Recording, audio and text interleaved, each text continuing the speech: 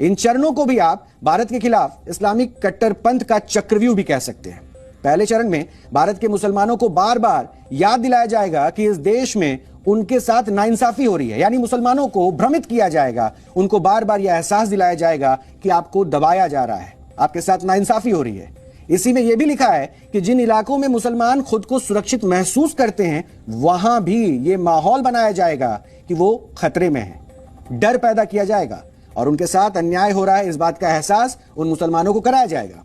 इसके अलावा पहले चरण में मुसलमानों को यह संदेश भी दिया जाएगा कि वो भारतीय होने से पहले इस्लाम धर्म के रक्षक हैं और इस चरण में उन्हें तलवार और दूसरे हथियार चलाने की ट्रेनिंग भी दी जाएगी। दूसरे चरण में सीमित हिंसा के जरिए शक्ति प्रदर्शन की बात कही गई है और यह लिखा है कि ऐसी हिंसा से दूसरे धर्म के लोगों में डर पैदा किया जाएगा। और सबसे चिंताजनक बात इसमें यह लिखी है कि जब देश में सीमित हिंसा के जरिए एक खास धर्म के द्वारा शक्ति प्रदर्शन किया जाएगा तब पीएफआई संविधान, लोकतंत्र और डॉक्टर भीमराव अंबेडकर के विचारों के बारे में बात करेगा, यानी कहीं ना कहीं अंबेडकरवादी नीतियों की चर्चा करेगा ताकि उसकी असली मंशा किसी के सामने नहीं आए। यानी शांति का डिजाइनर माहौल बनाकर देश में नफरती और सांप्रदायिक आग भड़काई जाएगी। यह पूरी साजिश यहां पर चरणबद्ध तरीके से लिखी गई है। और तीसरे चरण में दलितों, आदिवासियों और पिछड़ी जातियों को गुमराह करने के लिए भी पूरा एक इंतजाम किया गया है, पूरी प्लानिंग की गई है, खाका तैयार किया गया है और यह कहा गया है कि उनके साथ गठबंधन किया जाएगा। ऐसा करने के पीछे मकसद होगा कि हिंदू संगठनों और दलितों के साथ साथ आदिवासियों और पिछड़ी जातियों के बीच खाई पैदा की जा सके, वो दूरी बढ़ाई जा सके और कम से कम 10% दलितों और आदिवासियों को मुसलमानों के साथ लाने की एक पूरी कोशिश होगी ताकि इस मुहिम का व्यापक असर भी हो। यानी इसे किस तरह से सक्सेस करना है इसका पूरा एक रूपरेखा, पूरे तरीके को इसमें तैयार किया गया कि किस तरह से हिंदुओं के खिलाफ बांटने की पूरी कोशिश की जाएगी और उसमें भी जाति धर्म का सहारा लिया जाएगा।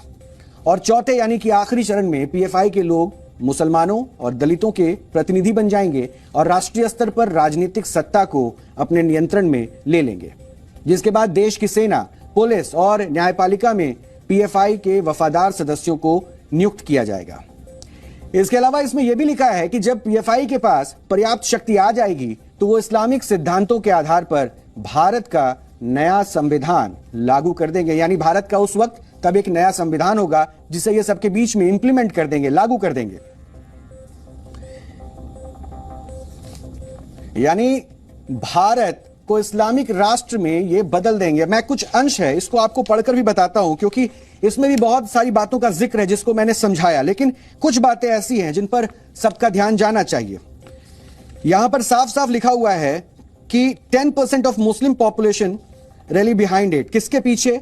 पीएफआई के पीछे। इस बात का जिक्र किया गया है कि अगर पीएफआई के पीछे 10% मुस्लिम आबादी भी साथ आ जाती है तो फिर हम यहां जो subjugate the coward majority community, यानी जो डरा हुआ मेजोरिटी कम्युनिटी है, बहुसंख्यक जो आबादी है, जो सीधे सीधे हिंदुओं को टारगेट किया जा रहा है, जिक्र किया जा रहा है, उनको अपने घुटनों पे ला देंगे, उनको अपने घुटनों पे ला देंगे और ये हम तय कर देंगे कि उनको पीछे हटना पड़ेगा, जिस बात का जिक्र मैंने पहले भी किया और समझाया। इस तरह की कई सारी प्लानिंग इस 7 पन्नों में है जिसको 2047 में इस्लामिक मुल्क बनाने की कोशिश के तौर पर देखा जा रहा था और जिसका खुलासा आज हुआ। तभी हम कह रहे हैं बार बार इस पर सबकी निगाह आनी चाहिए, आपका ध्यान यहां आना चाहिए कि किस तरह से सांप्रदायिक सौहार्द बिगाड़ने की पूरी कोशिश चल रही है और किस तरह की चुनौतियां तैयार की जा रही हैं।